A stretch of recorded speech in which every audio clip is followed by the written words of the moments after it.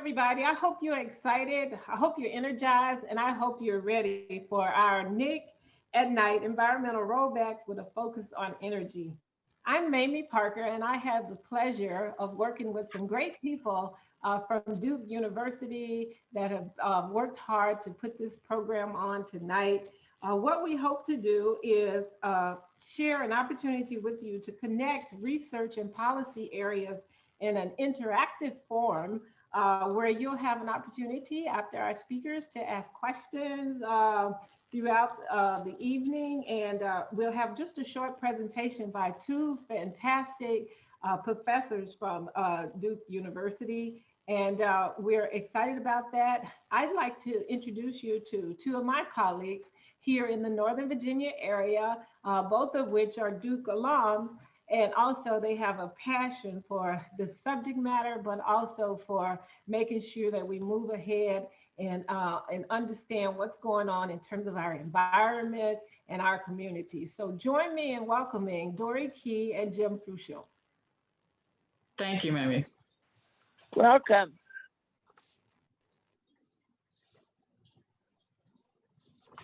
Thank you, Mamie.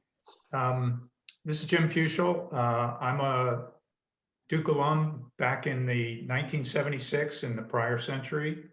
Dori and I are probably two of the earliest alum on the board almost. But again, welcome to everybody. Excited about tonight. Wanted to talk about the approach we're going to use for question and answer. One of the kind of unique design criteria for this event was to allow extensive time for question and discussion.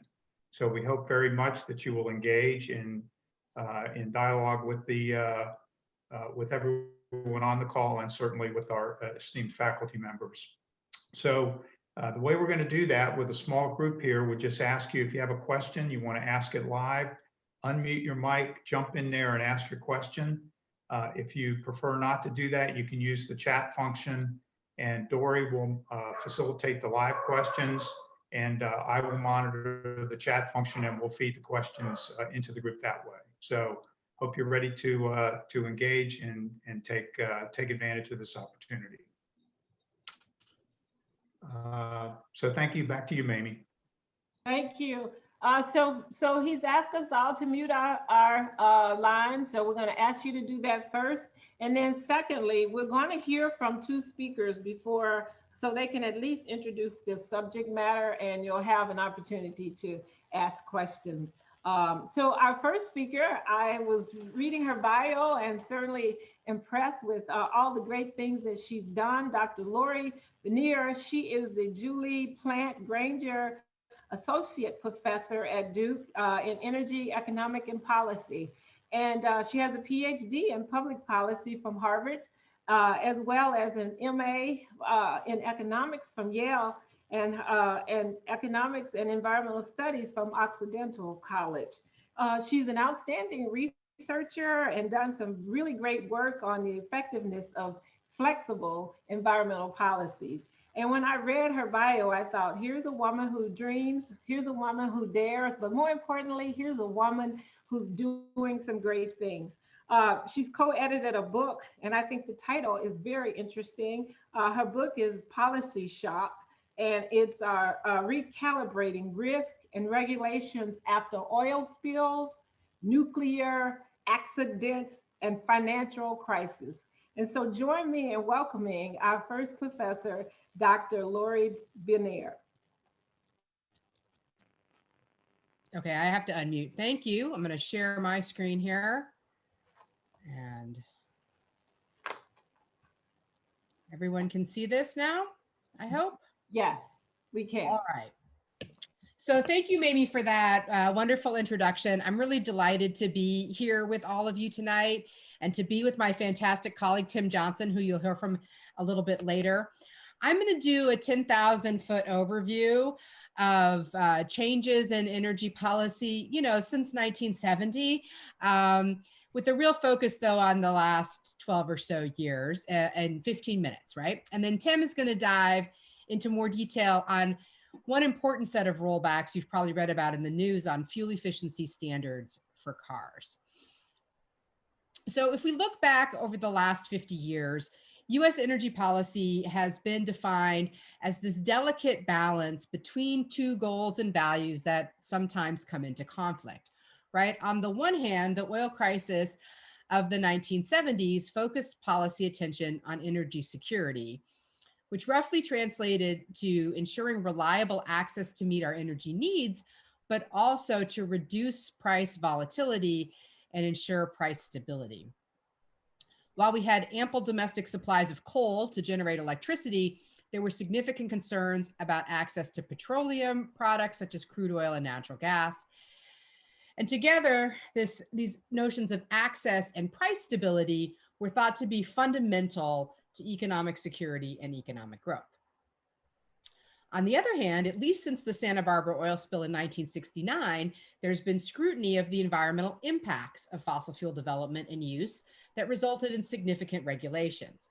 Regulations on coal mining actually go back even further, but those earlier regulations were largely focused on miner safety rather than the environmental impacts, and the environmental impacts were also tackled really during the 70s.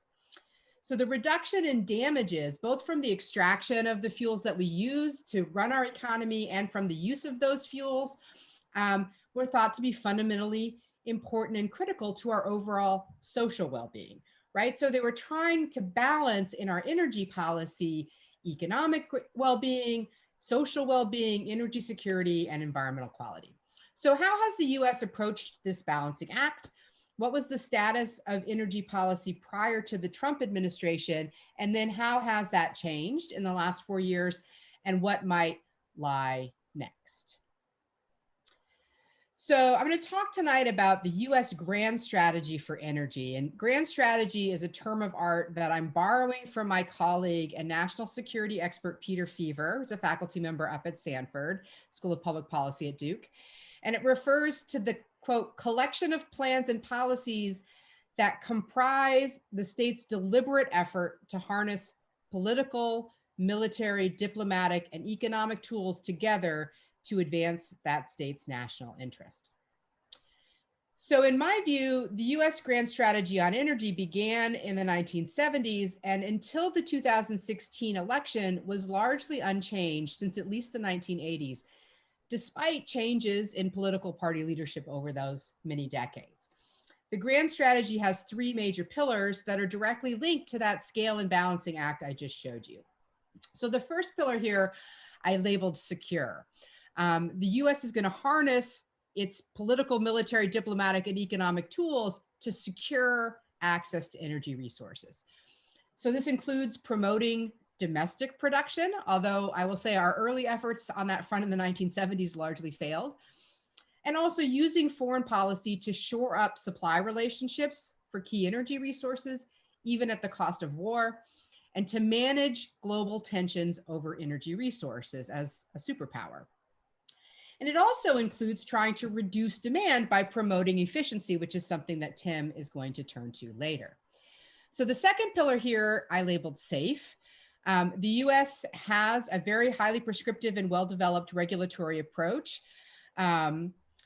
It's more prescriptive, particularly with respect to oil and gas development than many of our other developed countries that moved to a more risk-based approach in the 1990s. Moreover, US law generally grants really broad standing, is the legal term, rights to sue, which make the regulatory agencies more equally accountable to both industry and environmental groups than in many other countries. And a lot of people don't realize this, but the US has actually passed significant legislation that puts us at the forefront on many issues, including we're the only country in the world where you can sue for what are called non-use and passive use damages from oil spills. So, you know, it's not just lost tourism revenue, but the actual loss of well-being that comes from damages to the environment. We're the only country that allows that kind of suit after a loss spill. So my colleagues in Norway and the UK think our system is unnecessarily bureaucratic and not linked to risk, but it is distinctly American in its effort to balance exploration and extraction with impact. We are more closely aligned with our European colleagues on other regulatory issues related to the use of these resources, particularly about emissions, Although even there we have some distinctly American differences, such as our lack of love for diesel-fueled passenger cars, for example. The other hallmark of this safety and security aspects of domestic energy policy is to recognize that those terms are viewed differently in different parts of this very large and diverse country. And this is particularly relevant for policies about oil and gas development, right? Nearly all of that activity is concentrated in the Gulf, the Midwest, and Alaska. There are some legacy remaining offshore oil facilities in California, but many of the other states have secured exemptions from leasing offshore parts of the continental shelf, including Florida and until recently, the mid and South Atlantic. Finally, a hallmark of the grand strategy since at least the 1980s has been to harness the power of markets wherever possible to help provide the balance that we seek. So this last pillar is labeled market-based. To be fair, in the 70s, we messed around with prices a lot. But the failure of those initial efforts to regulate prices and control price volatility contributed in part to the Reagan win in 1980, and markets have played a more salient role since then. And we see this evidenced in the regulatory space with the US enactment of a cap and trade system to reduce sulfur dioxide emissions from electricity generation. We see it in the use of the Strategic Petroleum Reserve, which buys oil at market prices, but when prices are low, and stores them to buffer against times when prices are high. We see it with the Federal Energy Regulatory Commission decisions on pipeline expansions, electricity generation markets, and a variety of other ways. So what did this grand strategy look like up before the 2016 election? So the Obama administration referred to its energy policy as an all of the above energy policy. It was not pro or anti oil and natural gas. It wasn't pro or anti renewables, but it was sort of pro a balance of these two conflicting goals, energy security and environmental impacts. And I've listed some evidence of that here on this slide, including the support that came from the State Department to approve the Keystone XL pipeline and other pipeline expansions, support for fracking, but with local control and state regulations, support for offshore oil and gas, including potentially opening up the Mid and South Atlantic for drilling. Right before the Deepwater Horizon accident, Obama was in Charlotte, North Carolina, speaking to the Chamber of Commerce and basically said, this activity is safe. Like, we don't have accidents now. We figured it out, right? Famous last words. Then there are a variety of other things supporting deregulation activity in electricity generation, supporting technology and R&D through ARPA-E, and their Clean Power Plan was very focused on CO2 emissions from power generation, from electricity generation, and focused on natural gas as a transition fuel. And while foreign policy is not really my area of expertise, I think it is pretty clear that throughout the Obama administration, there were significant efforts to mediate Middle East tensions, although maybe not all of those diplomatic initiatives worked. So then we had an election. And what has changed since the 2016 election and the Trump administration took over? Well, we have actually seen policy initiatives that represent a pretty sharp departure from that grand strategy that was in place at least since the Reagan administration. If we look at those three pillars, secure, safe, and market-based, the security one is still clearly important to the Trump administration, but it's a far more isolationist strategy, right? With claims that the US can produce our own oil, gas, and coal, and that we should rely on our own fossil fuel-based resources. Indeed, the fracking revolution made the US the world's largest crude oil producer and one of the largest natural gas producers, but those trends started back in 2010, long before Trump's election.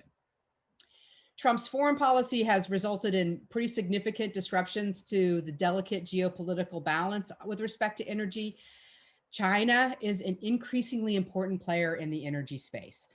Maybe not as an energy producer, but certainly in terms of energy infrastructure and transportation. So they have territorial claims over much of the South China Sea, where a huge amount of oil comes from the Middle East to Asia.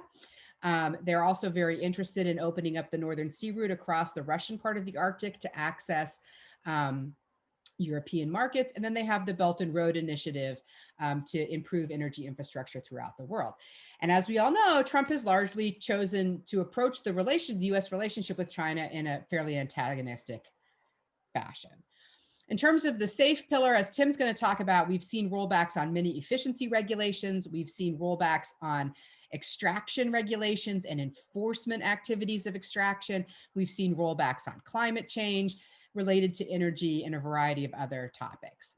And despite being a Republican, Trump's administration has been far more willing to openly suggest meddling with markets and fixing prices to achieve policy goals. So for example, Secretary Rick Perry, Secretary of Energy at the time, requested the Federal Energy Regulatory Commission to intervene in wholesale power markets in favor of fuel sources that could be stored on site, arguably to buffer against supply shortages during extreme weather events.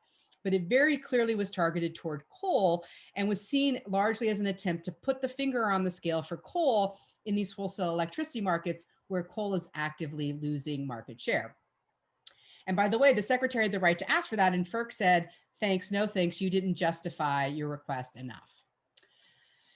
So there's been this deviation from the grand policy strategy, but what are the impacts? Well, many of the trends that we've seen in the energy space, even over the last 4 years, are driven by technological change in economics and not really policy, right? So the fracking revolution did increase natural gas supply and decrease prices. Natural gas then surpassed coal in terms of the most prominent fuel source for electricity generation back in 2015 and continues to grow in share. There's been significant increase in crude oil production in the United States as well. But what about these efforts to sort of expand domestic production, opening up the Arctic National Wildlife Refuge or allowing offshore oil drilling in the mid-Atlantic? Well, in the early part of 2010s, oil prices were over $100 a barrel. And there was a lot of interest in expanding oil production. But in 2014, they fell pretty dramatically, and they stayed in the $50-ish a barrel range until COVID caused them to fall even further. And at these low prices, which again predate the Trump administration, there's not a lot of appetite in the oil and gas industry for some of these deep water and more exotic offshore plays, AKA the Arctic, because they're just not financially attractive. So Trump can overturn decades-long sort of regional détente and say there's going to be increased leasing in these areas, but at these prices, it's not clear who will show up for those auctions. Similarly, renewable penetration continues, largely driven by the decreasing price of solar panels and the decreasing price of batteries. So there were initially some policy levers, but now largely we're seeing expansion of renewables due to economies of scale. The other thing that prevents there from being quite as significant impacts as you might worry about is that states and cities were already leading on some of these issues, and that trend continues. So states implemented these renewable portfolio standards that required investments in renewable electricity generation, and that can't be undone easily at the federal level, right? And the many states and cities have continued their commitment to the Paris Agreement for climate change, for example. And this is also mostly the same with businesses. The largest businesses like Apple and Walmart don't have a 4-year time horizon, and their planning and investments in renewable energy and in climate mitigation remain largely unchanged. So we've got an election in a couple weeks. I'm sure we're all excited. What does this mean in terms of the grand strategy for energy? Well, if Trump is reelected, I would expect to see more of the same, probably a doubling down in an effort to try to solidify these shifts in strategy so they can't easily be undone by future presidents. I'm not sure exactly what that will look like, but it certainly will not look like the old grand strategy, all right? And if Biden wins, I think he faces a few challenges in terms of thinking about returning to that Obama era and previous grand strategy. Geopolitically, he's going to have to deal with China, and that's been made very messy right now. But even on the domestic front, it's going to be a lot harder, I think, for a Democratic administration to go back to that all of the above energy strategy. Their coalition is more progressive now and wants a harder move against oil, gas, and coal. The political activism against pipelines and fracking are not going to diminish. And these groups will understandably feel emboldened by a Biden victory and expect to see more significant action. I also think the average American sees climate as a more significant threat now, in large part due to wildfires and the increasing hurricane frequency and severity, and are more interested potentially in moving towards a green future. So there have been calls for a new grand strategy on energy, and maybe that's going to be this Green New Deal, right? Or that's at least what some people would argue. The Green New Deal itself is actually very short. It's mostly New Deal with a sprinkling of green, in my opinion, and it would need some serious fleshing out to become anything like a blueprint for a new grand strategy. But the crux of the idea in the Green New Deal is a pretty large deviation from the old grand strategy, if we go back to pre-Trump era. Particularly in how this balance between energy security and environmental quality might be attained. It's far less focused on markets. It's far more interventionist with significant government investments in infrastructure that then drive a clean energy transition. And I think there are real questions about whether this balance between energy security and environmental quality can be maintained under that model. But that could be one way this ends up with a Biden victory, is a move to a completely different sort of grand strategy that's much more focused on a rapid transition to clean energy. The other strategy might be that Biden, who's a very clever politician, has been in Washington for a long time, might manage to thread a needle that gets back closer to something like the old grand strategy. And if I were betting on that one, I guess I would expect to see a strong and early play on climate policy that satisfies the base and then releases enough pressure to allow for continued oil and gas extraction and use in the medium term and a longer, smoother transition to clean energy. But only time will tell. And in the last year, what I've learned is my crystal ball is pretty broken and blurry. So I look forward to our discussion. And I'm sorry, I took a little more than 15 minutes, Tim. That's okay. Thank you so much. We appreciate that. We're lucky that and fortunate we have over 24 participants on the line right now. So we're excited about those of you that have just joined us. Thank you so much for those wonderful comments. That will certainly offer us an opportunity to ask some questions. Lori, our next speaker is Dr. Timothy Johnson, and he's a professor of energy and the environment at Duke University, also an associate dean, and does a good job of supporting professionals in that program. He chairs the school graduate environmental and energy program as well. And when I thought about his bio, I thought about Maya Angelou's words when she says, when you give, when you learn, teach. And Timothy has learned a lot, not only in the federal government, but also in academia. He has spent some years teaching and research, addressing public decision-making and the intersection of energy systems and planning and design of a built environment. And this one is near and dear to our hearts because many of the people on the line are from the U.S. Fish and Wildlife Service, and I spent 30 years as a fish and wildlife biologist, and he has spent time at U.S. EPA in the Office of Research. He has a master's degree and a PhD in engineering and public policy from Carnegie Mellon University, and also a Midwesterner with a degree from the University of Minnesota in engineering. Join me in welcoming Dr. Timothy Johnson. Well, thank you, Mamie. I don't think I've ever been compared to Maya Angelou, so that is quite an honor. I really appreciate that. I may see if I can get that on my CV someplace. So anyway, well, thank you all very much. Following Lori is always a very tough act, and I'd say that even if she wasn't my boss. But I want to, Lori, hang on a second, let me get myself set up. Lori gave you a fairly high level, introduction to this topic of regulatory decision making and kind of the politics and even sociology of it. I want to bring us down to where the rubber literally meets the road. It just occurred to me now, and I'm not sure why it took so long, that this whole theme of rollbacks, I had this opportunity to work in a really good pun and I missed it here, since I'm going to be talking about vehicles and vehicle standards. So maybe I should have titled this something like Going into Reverse, the US CAFE standards or something like that. But anyway, so I am going to talk about the CAFE standards, the corporate average fuel economy standards. These are, this is the government program that for 45 years now has set mileage standards that vehicle producers must meet. So the program was enacted in the mid-70s, partly in response, or actually largely in response to the 73 oil crisis, the OPEC oil embargo.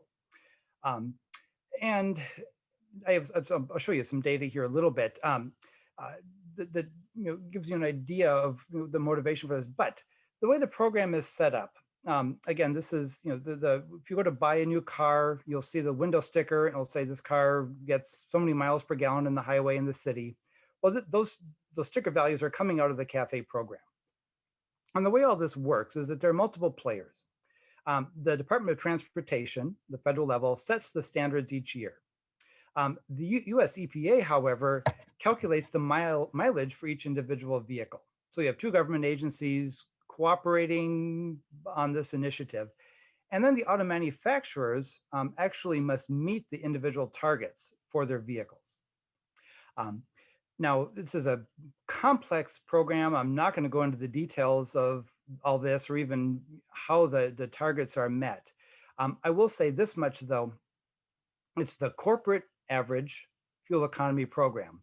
So each auto manufacturer, every year they produce a fleet of vehicles, multiple models. EPA takes, one car off the line for each model, and under a pretty strict testing protocol, evaluates its mileage. There's a complex arithmetical calculation that goes on to determine what each corporation, so Ford, Honda, Toyota, and so on, what their average corporate mileage is across all the vehicles they produce, all the model lines and all the vehicles within those. If they meet the standard, great. If they don't, if they go below it, in other words, if their corporate average mileage is below the standard, then they pay fines. And those fines in the past have been very hefty. Across the industry, we were talking about tens of millions of dollars have been paid in fines. If they exceed their standard, great, pat in the back, but they don't get money for doing a good job. Now, looking at historical values, again, this was enacted in the mid-70s, and then not much happened. So there's some increase in the program, the mileage targets, and for about 30 years, again, well, not quite 30 years, but almost 30 years, the mileage stayed flat. In other words, the targets were not increased. So what I'm going to talk about is what's happened since then. We pick up in the late George W. Bush administration, the Obama administration, and bring us into the Trump administration as well. But again, this was a ambitious program in the 70s. And if you go back to that time period, this is a somewhat complicated graph, but I think it tells a very interesting story. So you'll notice that the dots on the graph have dates associated with them. So this is a kind of a weird time series plot. And on the x-axis, you see fuel economy or mileage, miles per gallon. On the y-axis, you see vehicle power, horsepower. So the fuel economy standards came into play in the mid-70s. And what do you see happen? Well, guess what? Fuel economy improved. If you go from 1975 to the early 1980s, fuel economy improved quite a bit, by a third or more, quite a significant improvement. If you remember that time, and I'm old enough that I actually do, you had some smaller cars on the market. They look kind of funny to us now, but there was a sincere effort to make more efficient vehicles. Good. Well, again, I mentioned the standards then didn't change. In other words, there was no mechanism to ratchet them up over time and force the industry to produce more and more efficient vehicles.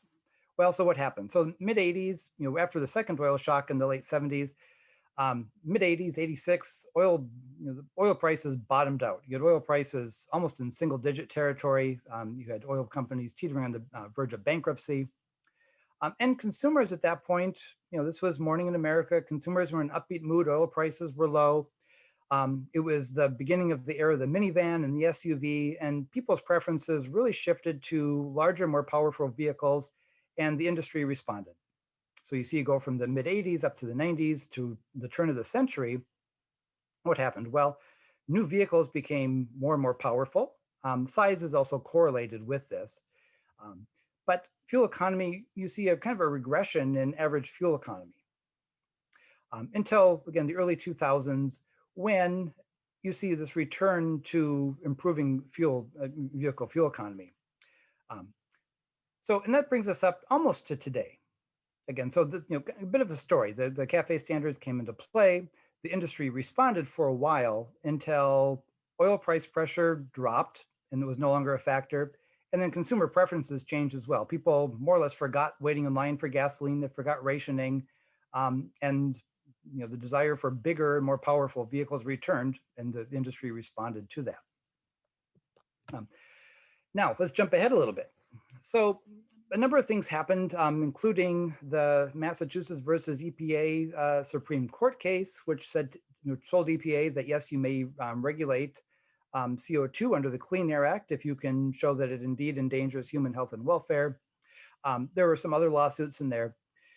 Anyway, the Bush administration then at the very, very end, the George W. Bush administration, agreed to a revision of the CAFE program, which the Obama administration inherited.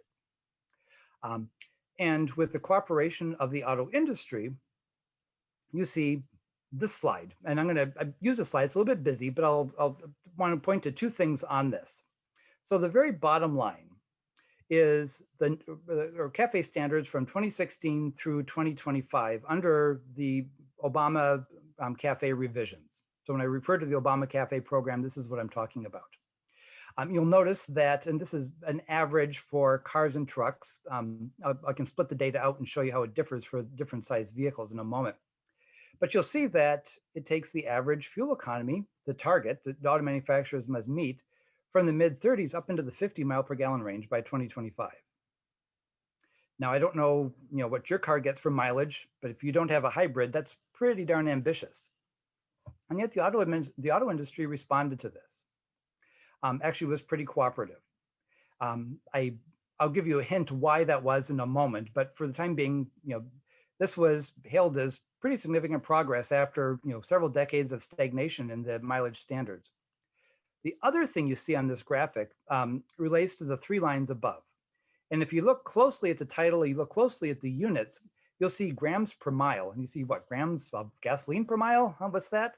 Well, no, it's actually grams of CO2 per mile. The CAFE program incorporated a CO2 tailpipe emission standard. You probably did not realize that that we actually regulate tailpipe greenhouse gas emissions from vehicles in this country, but we do. Under the revision to the CAFE program, this CO2 standard was added. So not only do cars now, or vehicles, light duty vehicles, cars, light trucks, SUVs, need to meet the mileage standards, they also need to meet the CO2 standard. Now, it turns out that as long as you're burning gasoline, your mileage and your CO2 emissions are essentially the same thing. They're tightly correlated. So it's not that revolutionary. However, as you get to these higher mileage targets, you're getting to the point where a traditional internal combustion engine burning gasoline is going to be really challenged to meet it. So these rules came into play in 2012. It took a few years for them to kick in. But this is one of the things that has pushed more and more hybrid vehicles onto the market. It has incentivized corporate investment in electric vehicles, or electric vehicle research. Because again, to get to that 2025 standard is actually quite difficult with, like I say, a traditional internal combustion engine that burns gasoline by itself. So just a few more things here. I mentioned that there are separate, I showed you the average standards for, combined for cars and light trucks. If you split them out, you'll see there's actually a range of standards that vehicles need to meet. This is one of the things that helped with industry buy-in, is that in the past, they criticized the former CAFE program because it was a one-size-fits-all target. And so in order to meet the CAFE target, because again, it was an average over all cars, all vehicles they produced. If they produced big cars the consumers wanted, they had to produce a lot of little cars too the consumers didn't want, simply to meet the target. Now the standards are split out by vehicle size, and it alleviates that problem a little bit. But even for light trucks and SUVs, these targets are pretty significant. Now I'll mention too that the US is not alone in having programs like this. This is an equivalent graph to the one I just showed, although the units are a little bit different here. So I had miles per gallon on the previous slide. Here you have, instead of miles per gallon, you have liters of fuel per 100 kilometers. Essentially the same thing. But what I want to point out is that if you look at the countries on here, you have almost all the major auto markets: China, European Union, Mexico, Brazil, Japan, the US, Canada, India, South Korea. And their various standards more or less converge to the same point, roughly in the same time frame. So this isn't just a US initiative, it's a global initiative in many ways. Now, cafe in the news. It's been in the news a lot lately, and for a number of reasons, and that's why I picked this topic to discuss. But I do want to share one quote, and this was in the New York Times a few years ago, and it's quoting GM, and I'll let you read it, but I want to point out a few things here. One of the criticisms still with the cafe, and I alluded to it a moment ago in reference to the older cafe program and the way it still persists, which is that with the way it's structured now, the GM, it almost allows a company like GM to get away with selling big vehicles, the SUVs that consumers tend to want. And they mentioned the Tahoe, which is a very big vehicle. And it effectively subsidizes things like the Bolt, which is their electric vehicle. And they say that because the cafe applies to their fleet, they can produce the Bolt, lose money on it, meet the standard, sell the big vehicles still, and come out ahead. So, even with well-intentioned regulation like this, sometimes you get, well, to quote to use the word from the quote, perverse results a little bit. But that's just kind of the nature of regulation. Weird things happen no matter what you do. Now, let's bring it up to the present day. Trump administration took power rather in January 2017. It turns out that there was an interim review built into the Obama administration CAFE program. I didn't point it out, but the Obama program was split into two periods, 2017 to 2020, and then 2021 to 2025. They're all in that graph, but they just weren't broken out. So the auto manufacturers, when they design cars, they're always designing several years ahead. So the CAFE agreement with the automakers in 2012, which kicked off the Obama program, had it baked in this interim review. Now, for whatever reason, the Obama administration was late getting this review in place. They finished it with seconds to spare before the turnover in administrations in January 2017. However, they failed to publish it in the Federal Register, which meant that it wasn't official. So as soon as the Trump administration took power, they more or less rescinded the review and opened up the entire program for review. So this is, an example of the efficiency rollback that Lori mentioned. And then the Trump administration developed what they call the SAFE rule, the Safer, Affordable, Fuel-Efficient Vehicles rule, for cars in the second phase of the CAFE program. So the Obama targets will remain in place through 2020, which is now. And then the SAFE rule will replace the second phase of the Obama CAFE standard. So you might say affordable. Well, I can probably get the affordable thing because less efficient vehicles are probably cheaper to purchase. That may make some sense. But what's the safer? Why is a less efficient vehicle safer? I spend more time fueling it and therefore less time on the road. No, that's not it. Safer because the Trump administration, or the Trump's EPA, somewhat disingenuously in its analysis, and they were called out on this and kind of pulled back, said that, well, the only way to make a vehicle more efficient is to make it lighter, and if you make it lighter, it's going to be less safe. The evidence does not bear that out, but that's where the safe or safer actually in the rule comes from. Anyway, why is this significant? Well, it's significant for two reasons. The first one, actually, if it holds, will have major implications for environmental policy in this country. California, under the Clean Air Act, and this goes like way back to the 70s, has what's known as a waiver of preemption. In other words, California can set its own vehicle standards, its own vehicle fuel efficiency standards, really air quality standards, as long as they are at least as stringent as federal standards. And other states can choose to follow California instead of the federal standards. So in other words, California sets its own, in this case, mileage standards, emission standards of all kinds. 13 states, about 40% of the US auto market, elect to follow California. The SAFE rule attempts to throw this out, to tell California that we're going to end this waiver of preemption and that you no longer will have the ability to do this. You must follow federal rules. This promulgated in September of last year. As you might suspect, it's in the courts. In fact, multiple states about 23 states are actually with California suing the EPA, the federal EPA, and the government to block this. The second part of the SAFE rule is what you would expect, which is the relaxing of the CAFE standards. The Obama administration CAFE program mandated about a 5% per year improvement in fuel efficiency. The Trump administration zeroed that out at first. They flatlined it. And then when that didn't work, they increased it to about a 1.5% improvement.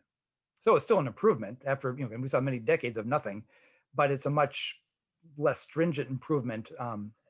And that was, more or less finalized in April of this year.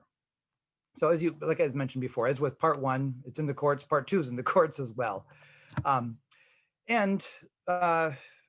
You see some other things going on behind the scenes. Several automakers have actually joined with California on a somewhat voluntary basis and they've just said that we are going to stick, not quite with the Obama administration CAFE, the 5% per year, but we're going to target improvements that are well above the SAFE rule. Ford, Honda, Volkswagen, BMW, conspicuously not GM. But several major players in the U.S. auto market, have said that they're going to follow, California, even if California ends up losing its waiver of preemption, they're just basically going to do it anyway.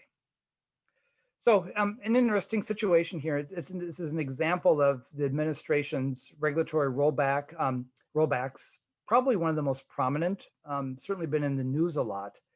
Although there are several others we could discuss here. So happy to answer questions, but thanks for your attention.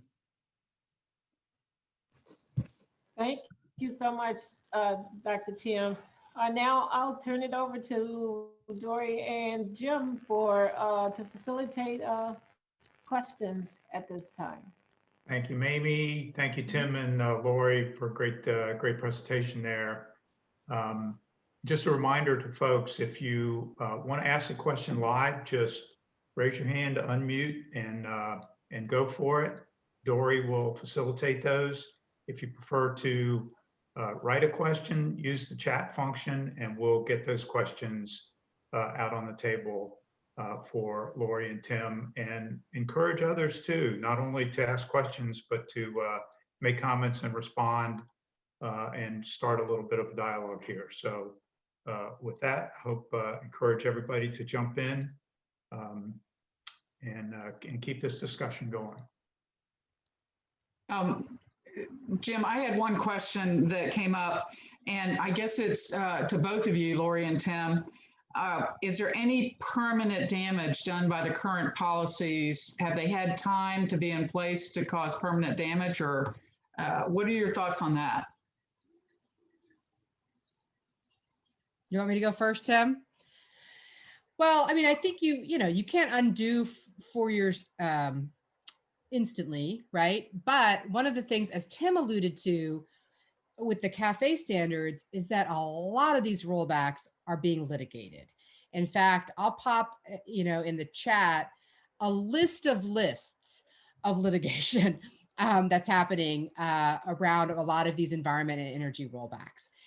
And moreover, in just talking to one of my law school colleagues earlier today, he was pointing out that it's not just that they're being litigated and the Trump administration is losing on the majority of them, but that the courts are looking at these rules differently than they had, looking at these cases differently than they had previously. And the colleague I was talking to was Jonathan Weiner, and he and I do a lot of work on benefit cost analysis. And he was saying they're now really honing in on the quality of the benefit cost analysis in the proposals to roll back these regulations, whereas before they would be far more deferential to the agency about that. So that's kind of interesting on multiple levels, that a Republican administration is losing court cases by being called out on not doing its benefit cost analysis well enough by the courts. But there's a lot of ways to play defense, and there's been a lot of defense been played. And so I don't think that there's irreversible damage that's been done at this point, although we will not, even if Biden wins and we win the Senate, because of course that also matters. And when I say we, I kind of mean Democrats. Sorry about that. That there's still, we're still gonna have to undo some of this stuff. Okay, good. We do have a question in chat, and Jim, I'll go for it. If Biden wins, what is likely to be the Biden administration attitude towards nuclear power? Should I take this one, Lori? Sure. Okay. Good question. I mean, it's actually a really good question for a number of reasons. One, because the environmental community is somewhat split on nuclear power. You could write a very interesting, or tell a very interesting story about how the environmental community has evolved on a number of energy resources, including natural gas, and nuclear power is certainly one of them. So it's not clear. I mean, this was debated with the Green New Deal, whether nuclear power would qualify or be included or not. The reality is that new nuclear, utility scale nuclear power plants, the big things, are incredibly expensive to build. We have built virtually nothing in the US in a long, long time. There is, one plant expansion right now in Georgia that's under construction, has been under construction for a long time. There was a sister project in South Carolina that, died more or less about a year or so ago. And the major players in the industry, including in the US, like Westinghouse, have gone bankrupt. The lead time to build a nuclear plant, the cost, partly because of all the regulatory scrutiny, partly because of the long lead time, you tie up financings for so long before you generate power that it's almost cost prohibitive. Public perception of the risk, a lot of things have just work against building another nuclear plant. So right now, I just don't think it'll be a big issue, utility scale plants. What is starting to emerge in, globally, that story is not necessarily true globally, because there are a lot of, China's building nuclear plants, or other countries as well they're putting them up, that have a different regulatory and financial environment. A stronger central government can do a lot of things that we don't do here. But what you are seeing now, kind of starting to emerge from development are small scale modular nuclear plants. These are small enough you can put them on the back of a semi truck. Whether, what role they will play will be interesting to see, partly because they're effectively built in the factory and trucked to a site. The regulatory approval process is very different. It's almost a mass produced product. And they can serve a variety of functions that you just wouldn't serve with a big nuclear plant. So for instance, they could be used not only as a source of power, but also as a source of heat. There's a lot of interest in these small scale nuclear plants, much smaller power output, thermal output as well, than a large, utility scale plant. They are designed with passive systems that make them, at least in theory, safer. So, companies like NewScale, which is probably the most prominent in this field, are, at the point now where they could be delivering products pretty soon. This is where you may see expansion of nuclear power. And it'll be very interesting to see how the public reacts to, again, these small scale modular reactors that, might not be in your backyard, but they're not necessarily surrounded by several hundred acres of land, in a very isolated site. Okay. And Tim, did you have any other thoughts on permanent damage? I know Lori took that question. I should have come back to you. Did you have any other thoughts on permanent damage? I'll just speak to CAFE since I can give a more concrete example. There are a couple of things happening here. One, if you do see a turnover in the administration, it's easy to reverse what's happened. They're relatively easy to reverse what's happened. So I don't think you'd see much damage there. like Lori said, it's all being litigated. So we'll see what comes out. You have a global auto market. And so companies are no longer building separate models for different countries. And since other countries have their own standards and those standards remain in place, that's going to force improvements in vehicles. One of the challenges though, and this is true of energy efficiency across the board, energy efficiency is really hard to pull off and justify when energy prices are low. It's hard to do building scale efficiency improvements. It's hard to do to sell people on vehicle efficiency when the cost of energy is low. Right now, the cost of gasoline is very, very low. Right, thank you. This is for Lori. You described the grand strategy of Obama and earlier administrations and how Trump's grand strategy is very different. Did I understand you correctly that the impacts of shifting to Trump's grand strategy have been minimal? Yeah, I mean, again, it's similar to have there been significant long-term damages? I mean, the answer here is largely the same. It's not that they haven't been important changes, but many of the biggest ones are litigating and they're losing on some of those. Other ones, they're changes that probably don't matter right now with oil prices where they are. And that another administration could undo. So the news recently about the Arctic National Wildlife Refuge, which I'm sure people heard about and people get very, very upset about that. Oil prices are really low right now. So there's not a huge appetite for exploration in the wilds of Northern Alaska. And that could change if oil prices go back up, but by then, we may have a different framework. Some of the other changes on the offshore oil and gas regulation are not actually part of the regulatory apparatus. It's how the agencies have implemented it and enforced it. And the next administration could undo some of that as well. So I think I always tell my students, like, there's a lot of ways to play defense, and that's true no matter who's playing offense, right? So that's why it's hard. It's been decades of trying to get climate change legislation through, and we've never succeeded, right? There's lots of ways in the US system to play defense. And thus far, there's been, a lot of effort to minimize these impacts. Okay, good. Jim, did you have any questions? I had a few more. Sure. Yeah, I'd love to ask a question, kind of maybe look down the road a little bit further and broaden the discussion of different future energy sources, and wonder how you see that future energy picture with things still in development like hydrogen or even fusion perhaps, and what's the 10, 20-year energy mix look like in your crystal ball?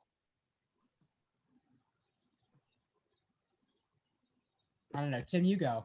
My crystal ball, I told you my crystal ball is like broken and blurry. 2020 has ruined my faith in my ability to predict anything. But I'll try anyway, but I'll let Tim go first. No, go ahead. I want to hear you first, Lori. Oh, you want to hear me first? I don't know. Hydrogen's been around for a long time and they haven't been able to successfully commercialize it. So I guess I'm not particularly bearish on that over a 10 or 20-year time horizon, although I could be wrong. I think this modular small scale nuclear could be really exciting. The first time I heard about that, I was working with people in Puerto Rico and I had a Duke alum say, the solution to Puerto Rico's problem is nuclear. And I looked at him like he had 4 heads. Because I was like, really? I'm about to go tell people who've just suffered a hurricane and like have been without power for almost a year that their solution is nuclear power. But then as I learned more about this modular nuclear, I was like, I actually think he might be kind of onto something. So I think that modular nuclear could be interesting. And then, I don't know. I mean, I think that we are seeing a pretty rapid transition to solar that can be, and wind that can be even more rapid because of the decreases in the cost of storage. So that you don't have to worry about the sun's not shining at this moment or the wind's not blowing at this moment. And so I don't have power. And we also used to think that you would need natural gas for a lot longer to sort of buffer that intermittency problem with these renewables, and storage can get around that to some extent too. But I think we're going to be in, a fossil fuel world still for a while as we transition to cleaner sources. Like I think we're in with natural gas for at least that time frame that you were looking at. But maybe Tim will have a different prediction from his crystal ball. No, I'm not going to contradict anything you said, Lori. Um, I know where my paycheck's signed. Oh, stop saying that. I don't sign your paychecks. I'm kidding. Um, uh, so a few things. I think that there's an overall trend towards electrification. It's still nascent. I mean, we use electricity, right? But I'm thinking about further electrification of things that we don't electrify right now. So electrification of building heating. Now, I have an all-electric home. We heat with electricity, but that's not true in a lot of the country. There are jurisdictions now, California, several California cities are leading on this, that are banning natural gas connections in new construction with the idea of all electric buildings. You can do this with modern heat pumps, and actually you can even do it in colder climates. So I think there's at least an interest in electrifying the built environment where we can, in parts of industry, because it's a lot easier to control emissions from relatively few power plants than it is from many individual buildings. The other area, of course, where you see electrification is transportation. Electric vehicles, we're still talking about a few percent of global vehicle sales, even smaller percent of the global vehicle fleet, although China is really pushing electrification hard. There are a lot of reasons why electric vehicles are smart.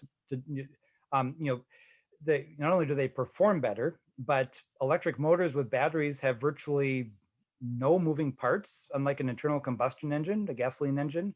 Their maintenance requirements are fairly minimal. So the cost to own them, they're more expensive to buy, but the cost to own them over time is lower. Also, they're much more efficient. An internal combustion engine burning gasoline, to move your vehicle, you are using maybe 20-25% of the energy in that gasoline to actually move the vehicle. The rest is being lost as heat out of your radiator or your tailpipe. That's the second law of thermodynamics in action. Very inefficient. Electric vehicle, about 90-95% efficient, from the electricity to mechanical energy that's turning the wheels. So overall, electric vehicles, are tremendously, efficient.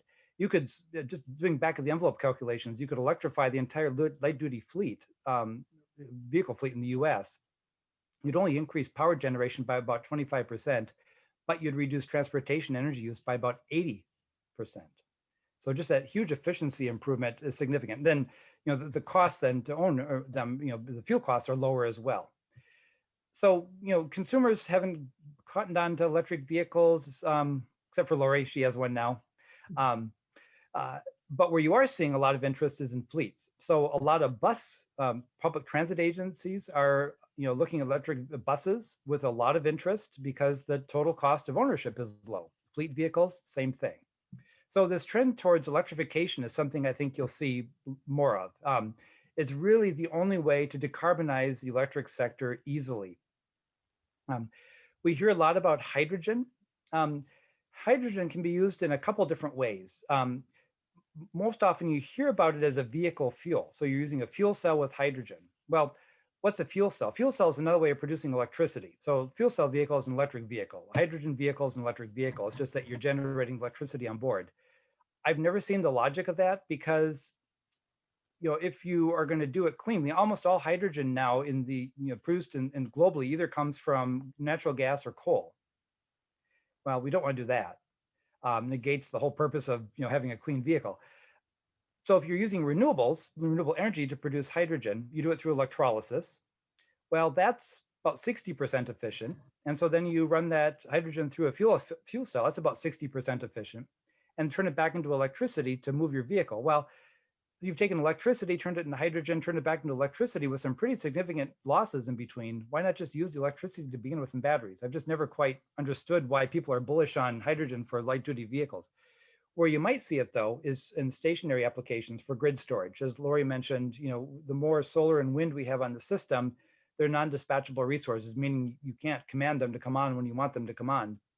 And a lot of times you have too much. And so if you can store that either when you have excess or store it for later when you need it and the sun isn't shining or the wind isn't blowing, that you need to do that. So lithium ion batteries are kind of the storage technology du jour, I guess, what most people are eyeing right now for grid scale storage, but they only have a short duration runtime. They can run for about 4, maybe 6 hours. Well, that doesn't get you through the night. So hydrogen, producing hydrogen, even with the efficiency losses of doing that from renewables and then using that to produce power overnight or even across seasons, I think that's probably where you'll see more hydrogen use. But I'm not going to make a more specific predictions than I guess what I just shared. So Tim, I'll say I think the electric car market is turning a corner, and the reason I say that is at the time that I bought my Tesla Model 3 a few weeks ago, there are now 4 Tesla Model 3s or Model Ys in our neighborhood just in the last month. I feel like they're price competitive and they're cool and people are seeing them. And by the way, it goes really, really fast. So I don't know. I think that we might see some shift there, although Tesla can't meet all of that demand. So some other manufacturers would have to get in the game. Sorry, I cut off somebody, Dory or Jim. No, I think Mamie, did you want to? No, I just want to talk about the equity lens on any of this discussion.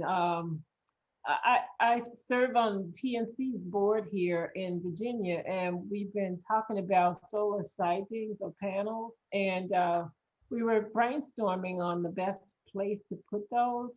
And of course, the first thing came out of my mouth was brownfields and toxic waste sites. But then around the room, several of the biologists basically said, those are the areas where there are people of color, because that's exactly where they put the toxic waste sites.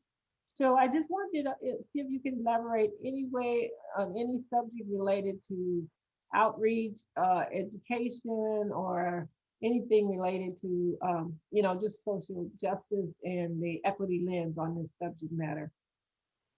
Yeah.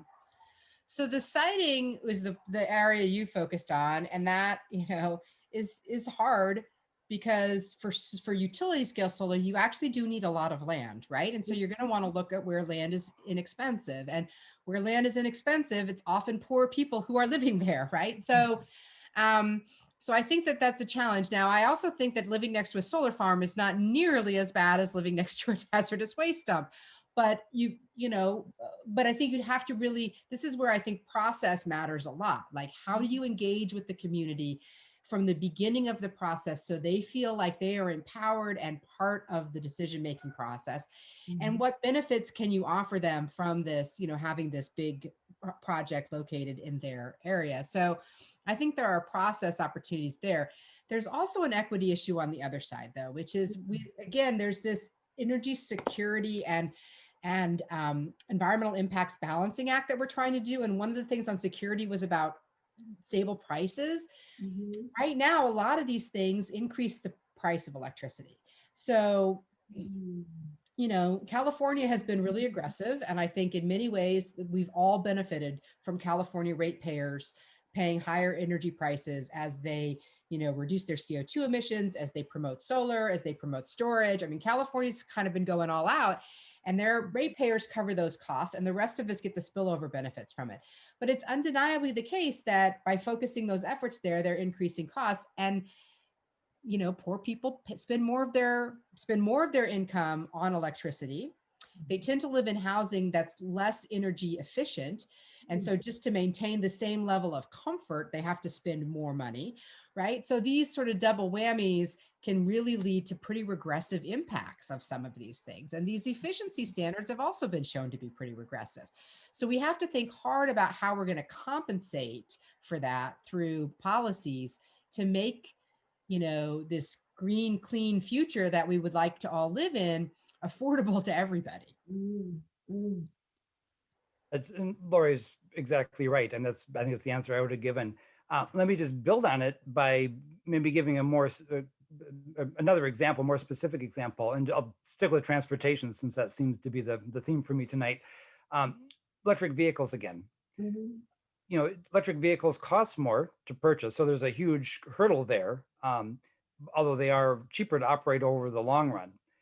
Well, for lower income people, that's almost out of the question, to spend that much on a vehicle. So in places like California, and we always seem to point to California, but there's a good reason for that, where they do have pretty ambitious goals for vehicle electrification with some significant policy behind it. They've recognized this by making subsidy money available for consumers who qualify for it. So basically offsetting some of that initial purchase cost. Well, that's all well and good, right? So now you've at least the purchase price parity, you've helped a little bit there. But then you need to think about where a lot of lower income people live. It's not in single family homes with 3-car garages that, in which you could install, a bunch of chargers. They probably are parking on the street or maybe in an apartment building with a surface lot that doesn't have a charger. And it's not like you can run an extension cord out of your window down to your car. It really doesn't work.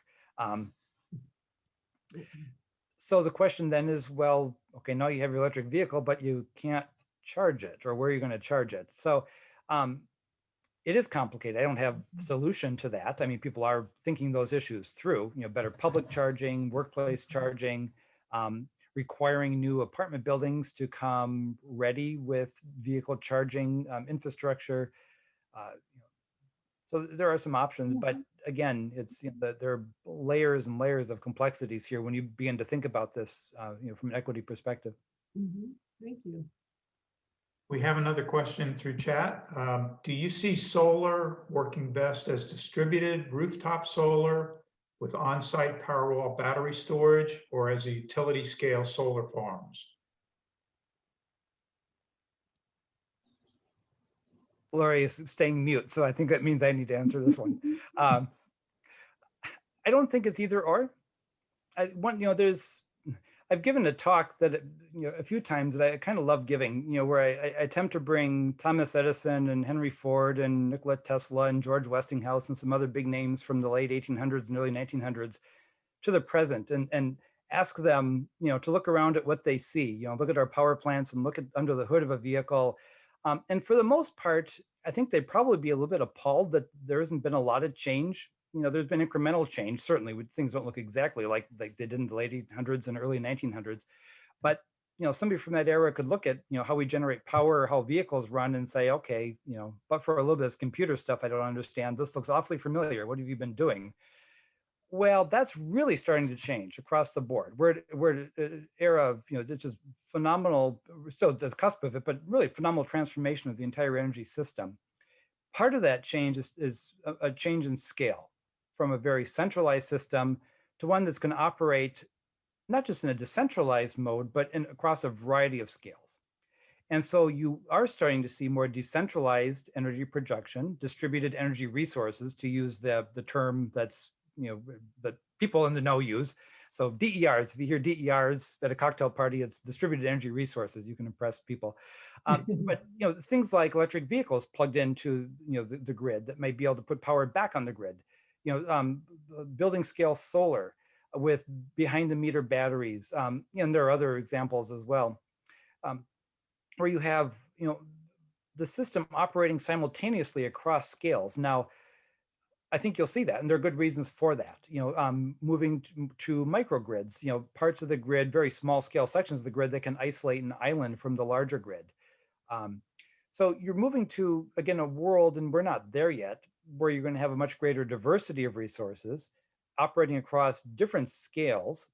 And it's going to get very interesting. Coordinating that, managing that, is not a simple trick. There are regulatory challenges that are new. There are a lot of benefits to it as well. So I think we need utility scale storage. Or utility scale solar. Sorry, but I think you'll see a lot more building scale as well. Part of the challenge, though, is that even for a moderately sized building, you can plaster PV all over it and you're not going to meet the electrical needs of the building. I can take Grainger Hall on campus, Nicholas School's home, which has a 45 kilowatt array on the roof, takes up most of the roof. And at best, that meets about 15 to 20% of the building's electrical load. And it's a simple building. It's not a lab building. There isn't anything complicated inside that uses electricity. So, you're not going to get by with just solar on most buildings alone. Thank you, Tim. We have another question. I think this is also primarily for Tim. Could you say more about how a manufacturer meets the CAFE standards? Does it depend on the actual vehicle sales? That Yes. is, if you want to sell a lot of Tahoes, do you have to sell a lot of bolts, or do you just need to have bolts available? Yeah, it's production. So it's a production weight average of vehicles. So EPA again snatches one of each vehicle that comes off the different model assembly lines each year. They put it on a dynamometer. It's a stationary testing device, and they basically run it in place and over a prescribed drive cycle and check the mileage and emissions and other things. So when it comes to time to calculate the manufacturer's compliance each year with the CAFE program, in the past they took the mileage for each vehicle and weighted by production numbers, not sales, but production, and then came up with the corporate number. Now it's a little bit more nuanced because there are separate targets for different size vehicles. So it's a little bit fair that way.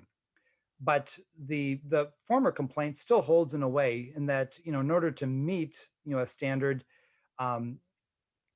you basically have to produce a lot of smaller vehicles that people don't necessarily want. And then if you're going to produce them, you have to sell them somewhere to try to recoup your cost. And they end up being sold, vehicle manufacturers don't make a lot off their small vehicles. The margins on big vehicles are big. And so, it's, do you have to sell a lot of bolts? No, nowadays, Chevy can meet the standard because there are separate standards for Tahoes and bolts. The reality is they can sell a bunch of Tahoes because the consumers want them, and reap the margins on them and then tolerate the losses on the bolts. So that's kind of what that quote was alluding to. So Tim, isn't it also the case that that's why if you rented a car from Hertz or, many of the major ones, there's all these small American cars in the fleet? Like, have you ever noticed, but that's how they're selling them, right? They produce them and then they sell them to car rental companies. That's true. I can't say that's the only reason. I don't know. It may just be cheaper for the car rental companies, to acquire the smaller cars, but there are dumping grounds, and that's one of them. Tim, would you talk about your work with McDonald's and how you had some influence over their embracing clean energy?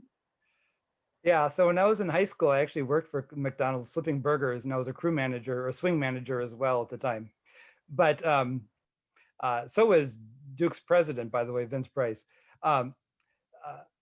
Anyway, so flash forward a few decades.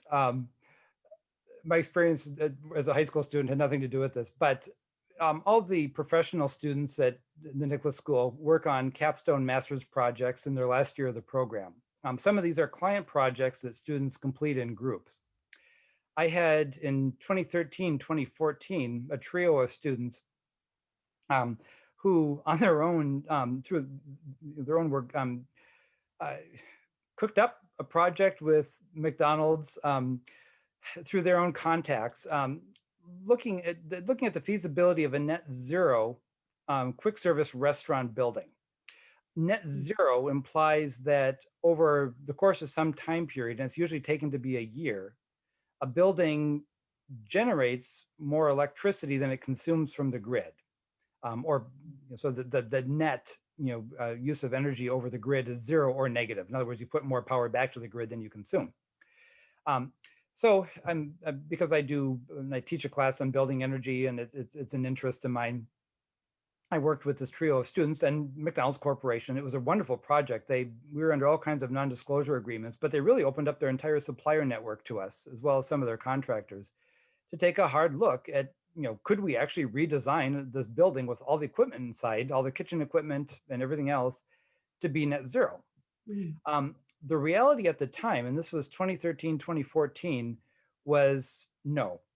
The constraints that the company put on us, or on the design, particularly with respect to the kitchen equipment and such, was just, we couldn't get there. We tried all kinds of wild things, but we just couldn't get there.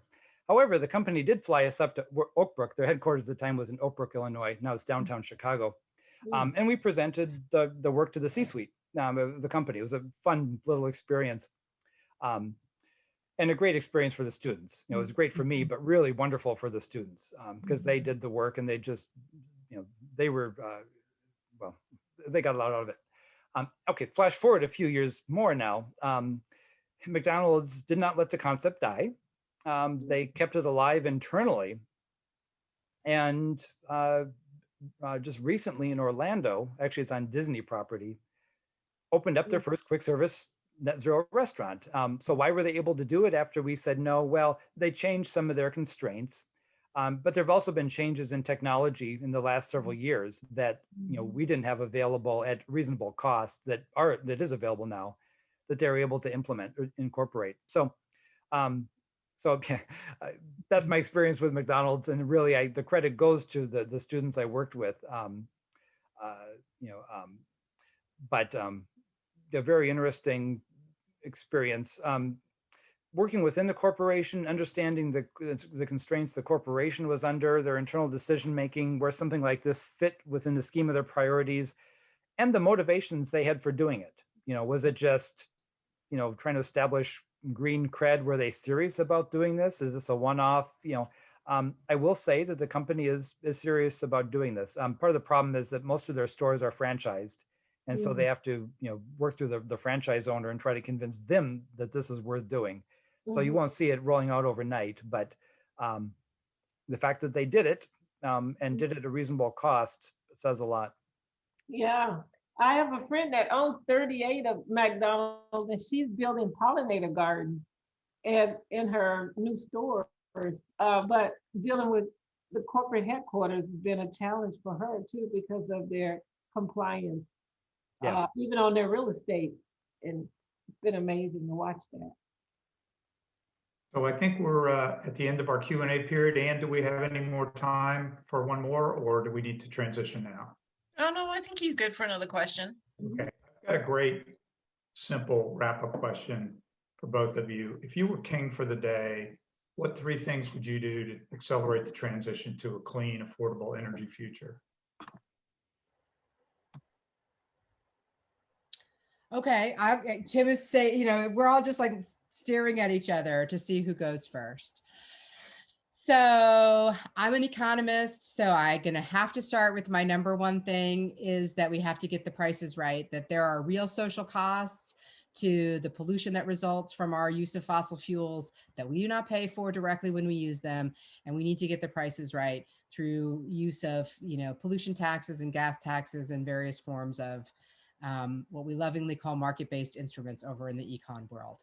But I also know that that's not going to be enough, because we're not going to be able to set them at a level that really completely internalizes those negative damages for political reasons. So even right now, we can't even do it at all. But even if I'm queen for the day, I'm not sure I can get it high enough. I also think that we've seen, with solar, with storage. I alluded to this before. California moved early, it moved aggressively. Costs fell, and the rest of us benefited from that. So I think we have to continue, if I was queen for a day, to be making significant federal government investments in research and technology that, are maybe for technologies that are too expensive right now, but we're hoping that through scale and through learning by doing, that those costs can come down and accelerate the transition.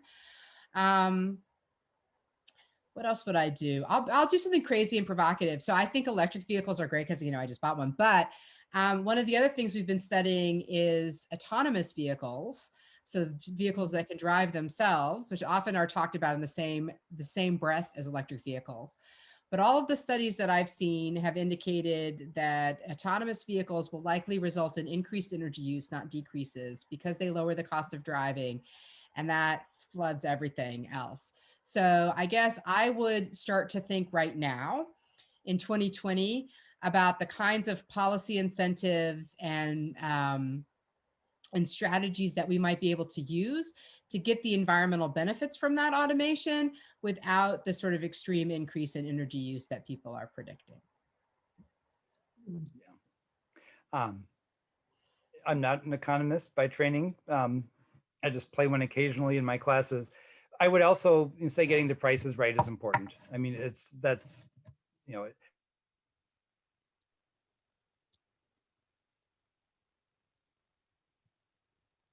Mm, Jim?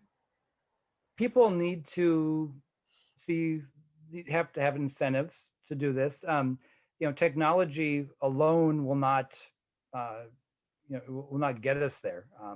There need to be other lifestyle choices, and you can't just focus on environment or climate or energy. I mean, there are other benefits that go with a lot of these changes, and people need to see that. They need to see that my electric vehicle actually accelerates really, really, really fast and is really cheap to operate, and looks cool and whatnot.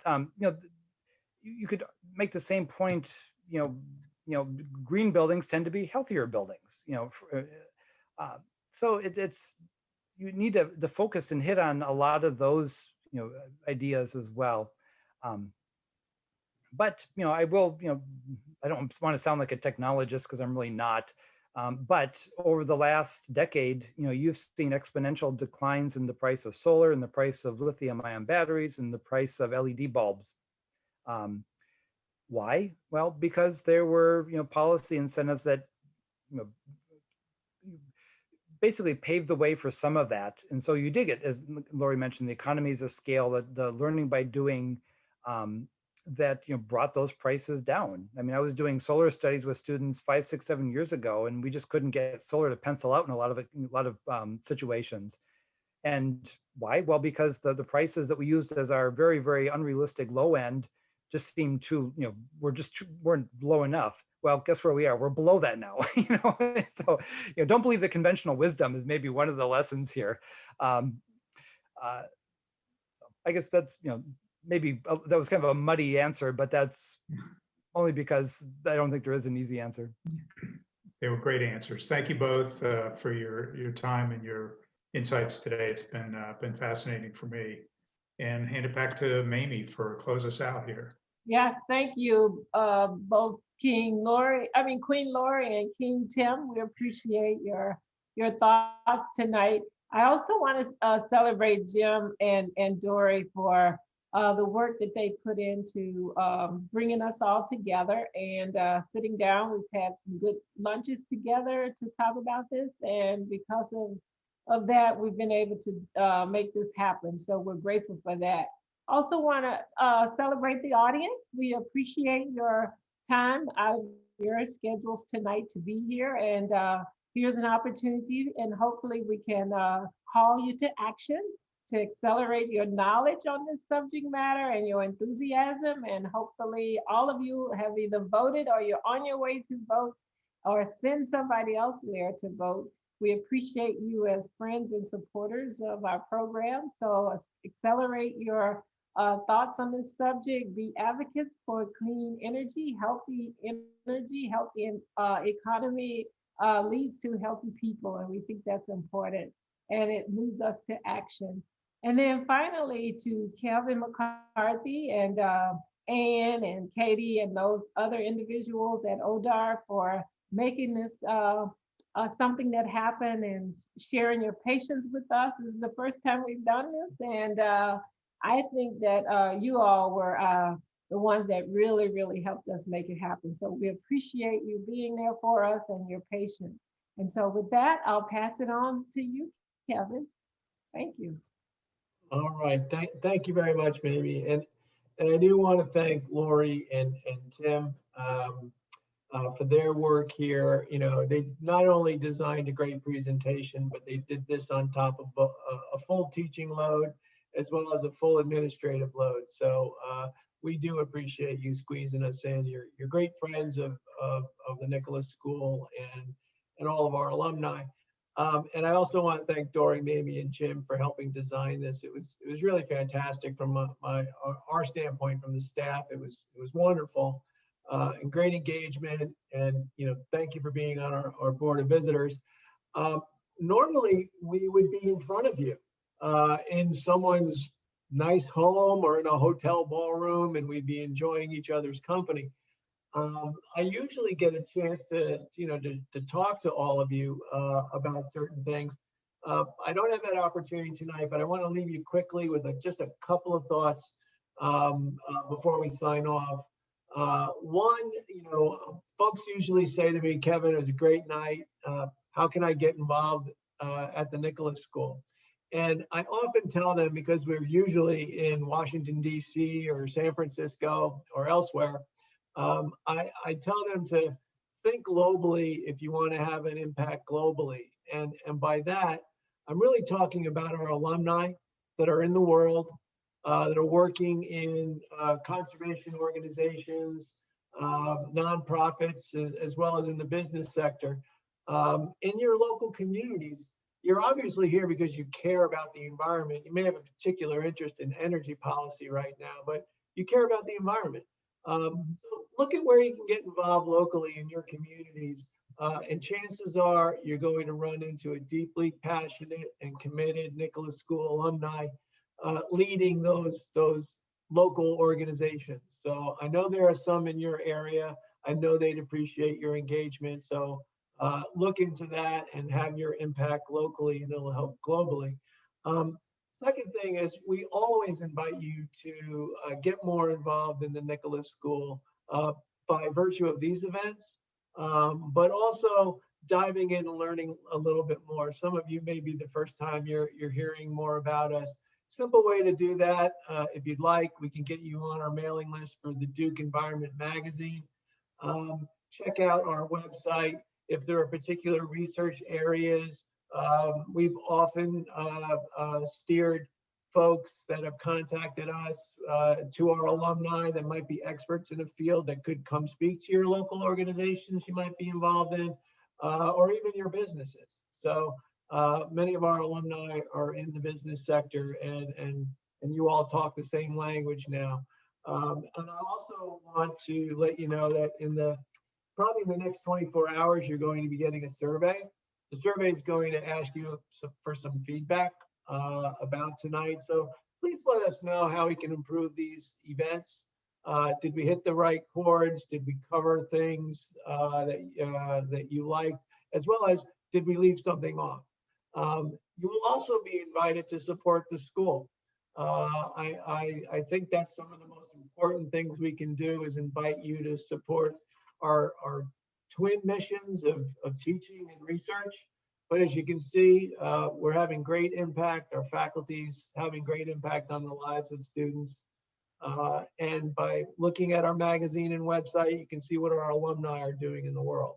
So again, I want to thank you for joining us tonight. I want to thank my staff for putting this on and sharing time with us, all of you, late at night like this, but it's great to have visited with you. And please check back on our event next week when we have another event lined up. So please mark your calendars for that. And that might be in some of our follow-up materials as well. So again, thank you very much. And I don't know if maybe Jim and Dory want to have a final word before we sign off. I just want to acknowledge Brad Schwartz is also a board member, is on our call, and is in the audience too. So thank you, Brad. Just thanks to everybody. This has been great. Really appreciate everyone's time, especially Tim and Lori, and Kevin and the rest of the team. And Dory and Mamie, it's great working with you guys, you gals. You too. Thank you so much. Thanks, everyone. Bye, everyone. All right. Right. Thank you, everyone. Good night. Good Have a great night. Good Be night. safe. Thank you. Thank you, guys. Had a great time. Good Thanks, job. Thank you all.